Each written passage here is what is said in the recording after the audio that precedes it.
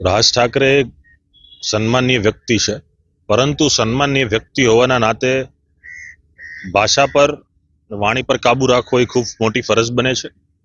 અને કોઈ એવી સન્માનીય વ્યક્તિને પરવાનો નથી મળતો કે દેશની અખંડતા માટે પોતાનું જીવન આખું કુરબાન કર્યું હોય એવા સરદાર સાહેબ હોય કે આ રાષ્ટ્રના પૂર્વ વડાપ્રધાન મોરારજી દેસાઈ હોય, એનું અપમાન કરવું એ કોઈ વ્યક્તિને પરવાનો નથી.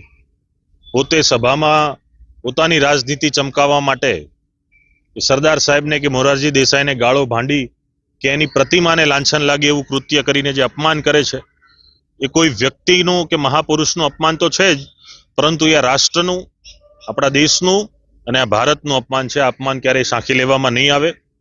એમના શબ્દોની નિંદા કરવા કરતા પણ ખૂબ મજબૂતાઈથી વખોડીએ છીએ અને આપ સૌ મીડિયાના માધ્યમથી એમના સુધી મેસેજ જાય કે તત્કાલ ધોરણે આ બાબતે સંવેદના વ્યક્ત કરી અને મહાપુરુષની જે પણ અપમાન થયું છે એના માટે રાષ્ટ્રની માફી માંગવી જોઈએ. અને સાથોસાથ જે કોઈ પણ કૃત્ય થયું છે કૃત્ય ભવિષ્યમાં ન થાય અને આવી રીતે રાજનીતિ ચમકાવવા માટે કોઈ મહાપુરુષનું અપમાન ન થાય એની કાળજી ભવિષ્યમાં રાખે, એની બાંહેધરી આ દેશ સમક્ષ આપવી જોઈએ.